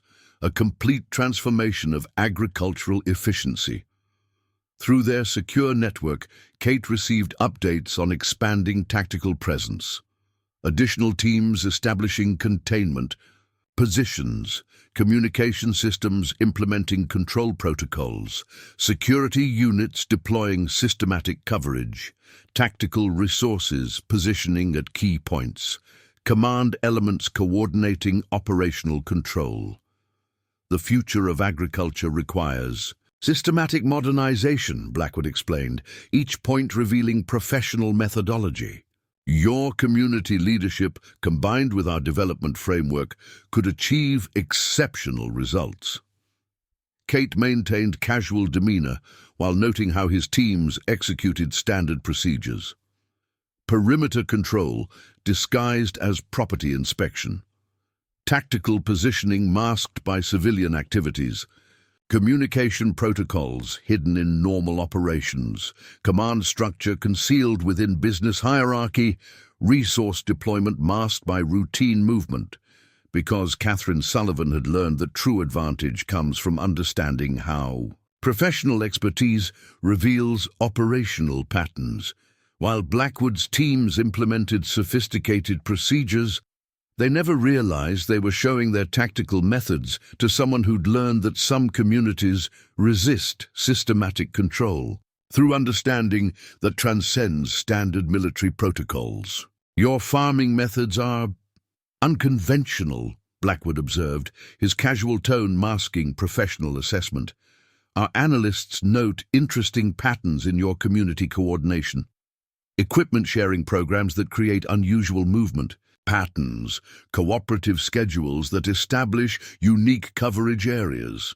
Through their secure network, markers detected new electronic signatures. They're implementing advanced surveillance protocols, he reported. Directed microphones, thermal imaging, signal monitoring, military-grade intelligence gathering disguised as agricultural sensors. Kate maintained a thoughtful expression while noting how Blackwood's security teams adjusted positions based on her movements. Their tactical responses revealed standard military training adapted for civilian operations. Chief of Security arriving, Sarah transmitted from her observation point. Alexander Pierce, former Special Forces commander, specializes in territorial control through infrastructure manipulation. A fourth vehicle approached, its arrival timed to appear coincidental while following precise tactical protocols. Pierce emerged, his athletic build and alert posture marking him as a professional operator despite his business attire. Our development framework offers significant advantages, Blackwood continued as Pierce joined them, each word carefully chosen to gauge responses. Automated monitoring systems, integrated coordination networks, centralized resource management, everything needed for optimal efficiency. Through hidden observation points, Kate tracked Pierce's subtle hand signals, directing his teams to implement standard security protocols. Enhanced perimeter control masked as property inspection. Advanced surveillance disguised as environmental monitoring. Tactical repositioning concealed by casual movement, command communications hidden in normal conversation, resource deployment masked by routine activities. Your community shows remarkable resilience, Pierce added, his assessment following military intelligence protocols. Adapting to challenges through coordinated response, maintaining operational efficiency despite limited resources, impressive capabilities. Kate noted how his presence changed the security team's behavior. Sharper movements, tighter coordination, enhanced tactical awareness while maintaining civilian appearance. Regional development requires systematic modernization, Blackwood explained, each proposal revealing operational methodology, upgraded infrastructure, enhanced monitoring systems, optimized resource allocation. A complete transformation of agricultural efficiency. Through their secure network, Kate received updates on expanded surveillance, signal intelligence teams deploying sophisticated equipment, thermal imaging systems establishing coverage patterns, electronic monitoring implementing tactical protocols, communication analysis revealing command structure, movement tracking disguised as agricultural monitoring. Consider the operational advantages, Pierce continued, his presentation following. Professional assessment protocols, integrated security systems, automated monitoring networks, centralized coordination, everything needed for optimal protection. Kate maintained casual interest while noting how their teams implemented military procedures. Systematic coverage disguised as property evaluation, tactical positioning masked by business activities, communication protocols hidden in normal operations, command structure concealed within civilian hierarchy, resource deployment masked by routine procedures.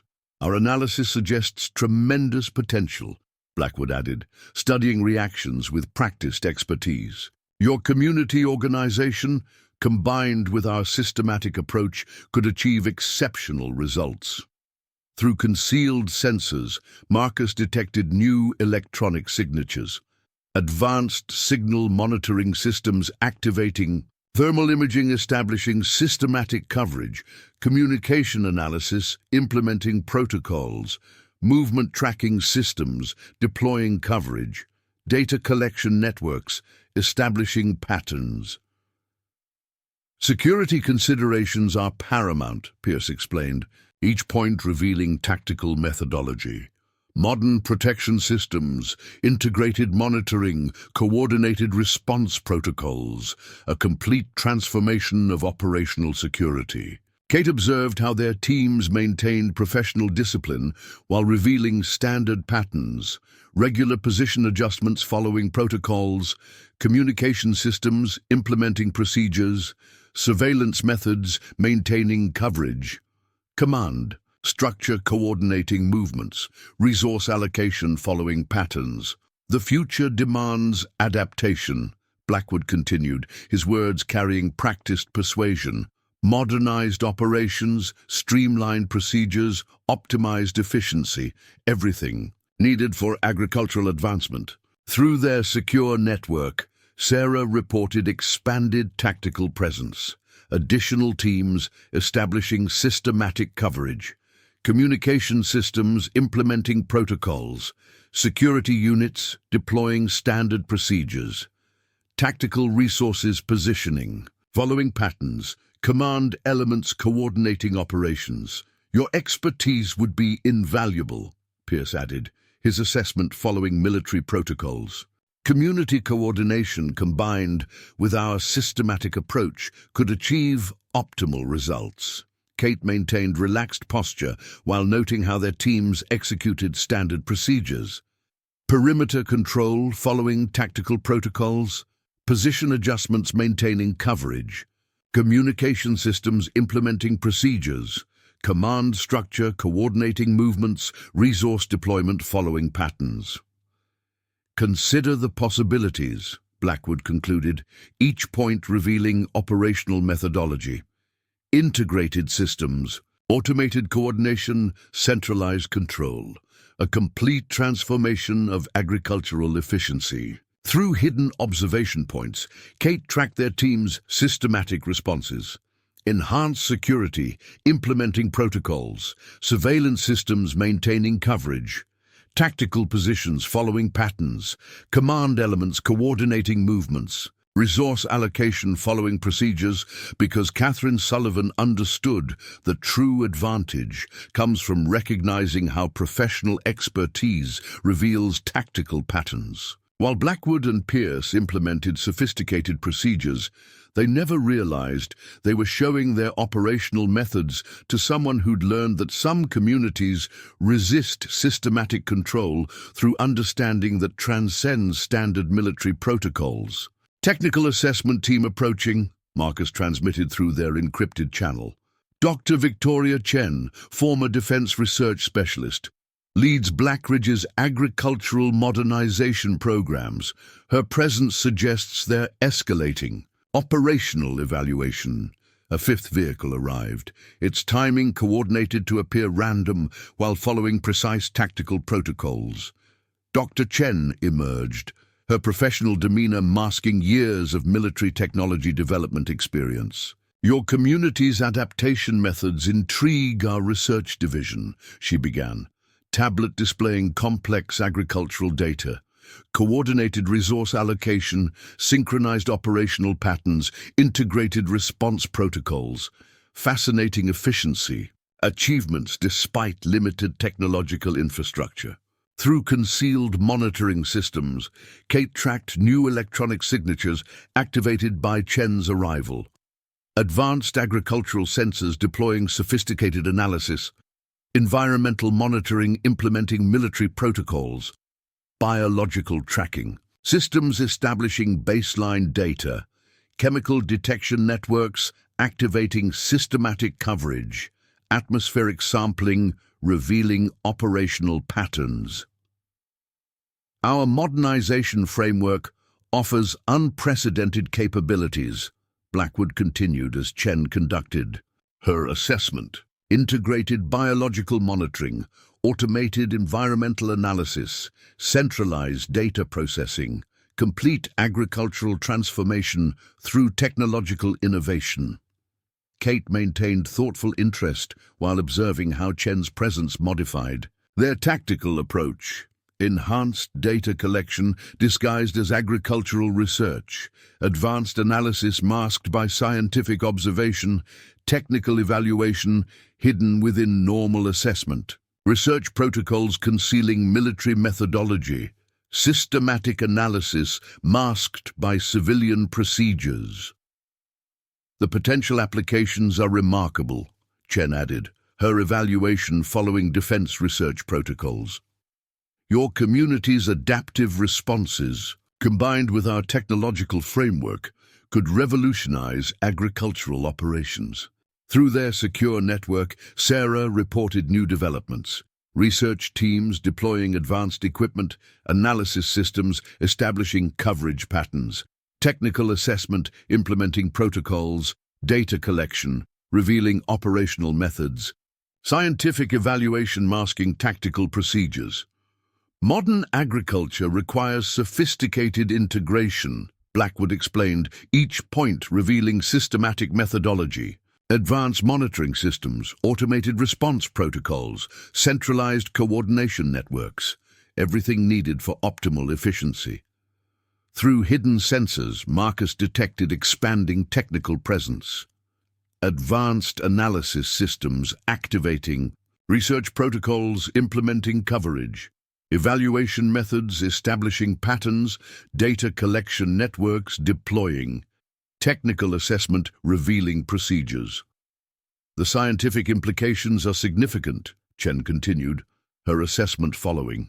Military research protocols, integrated monitoring, automated analysis, and coordinated response systems, a complete transformation of agricultural operations.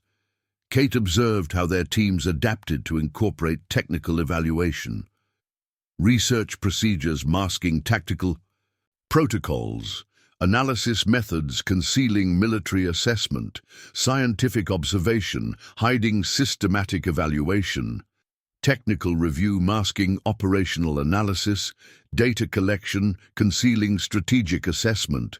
Our development framework provides comprehensive solutions, Blackwood added, studying reactions with professional expertise. Advanced technological integration, automated coordination systems, centralized operational control. Everything needed for modern agricultural efficiency. Through their secure network, Kate received updates on expanded technical presence, research teams establishing systematic coverage, analysis systems implementing protocols, technical units deploying advanced equipment, scientific resources positioning at key points, assessment elements coordinating operations.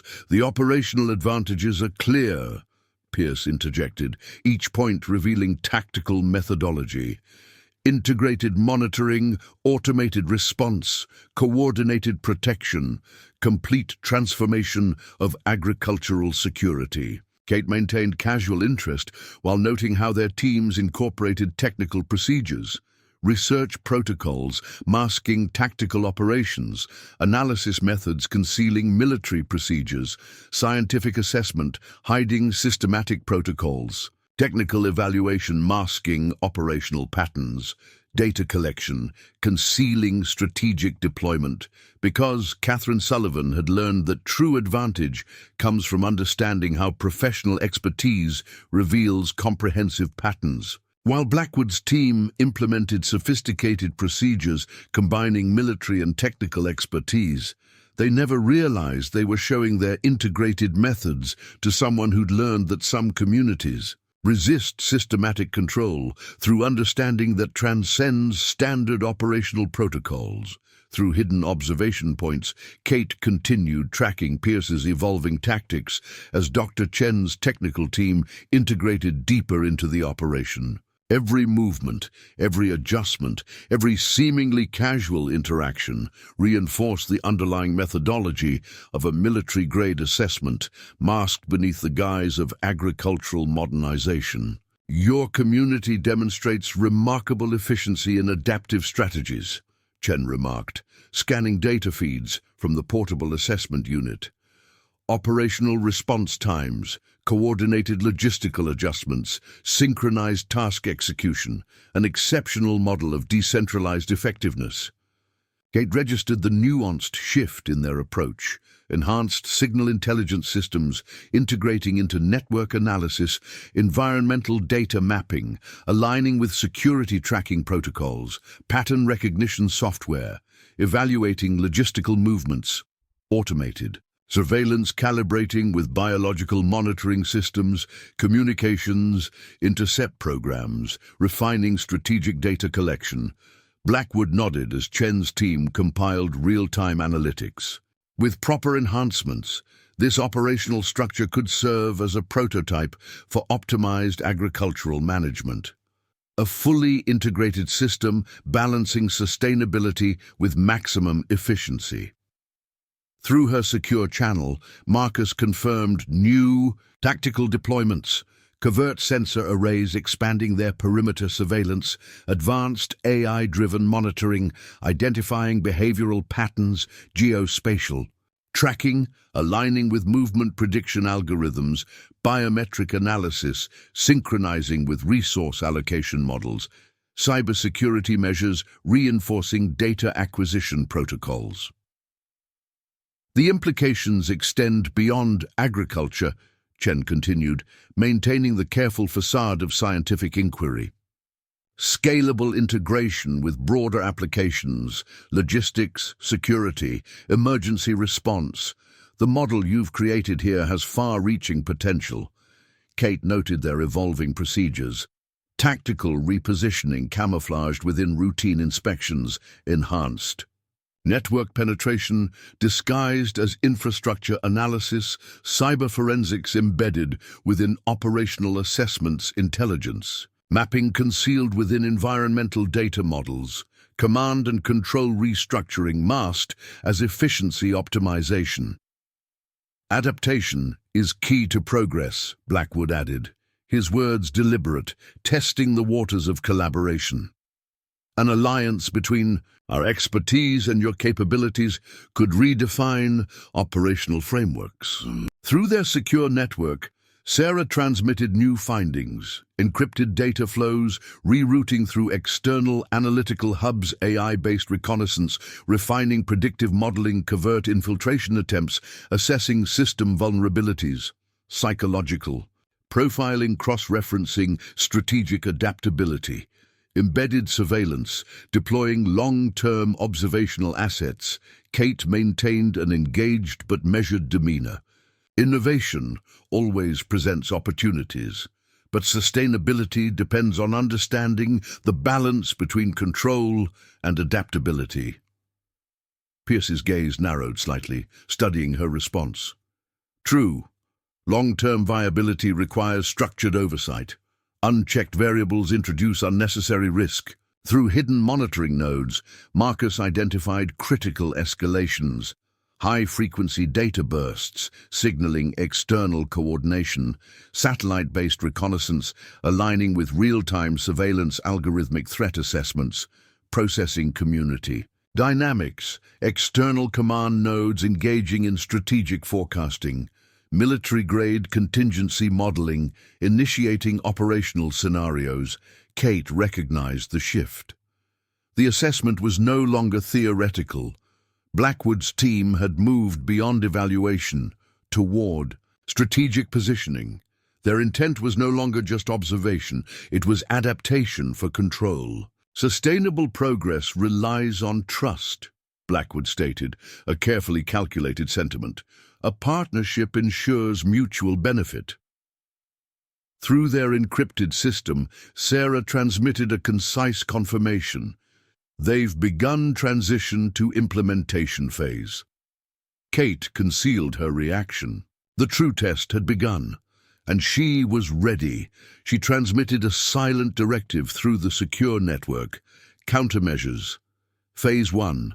Activate. Immediately, counter-surveillance protocols engaged, encrypted data scrambling disrupted unauthorized. Intercepts, misdirection protocols rerouted analytical models to false conclusions. Decoy movement patterns, obscured actual operational intent. Autonomous security nodes, injected disinformation into external channels, electromagnetic shielding neutralized. Remote access attempts. We appreciate your insights, Kate said smoothly, eyes scanning for minute changes in their expressions. Perhaps we should discuss further integration strategies. Pierce nodded, though a flicker of something unreadable crossed his face. Indeed, The possibilities are endless.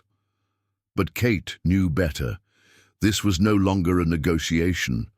It was a battle of control, fought in unseen layers of strategy, deception, and precision, and she was already ahead.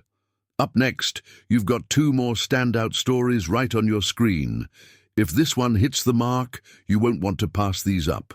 Just click and check them out. And don't forget to subscribe and turn on the notification bell so you don't miss any upload from us.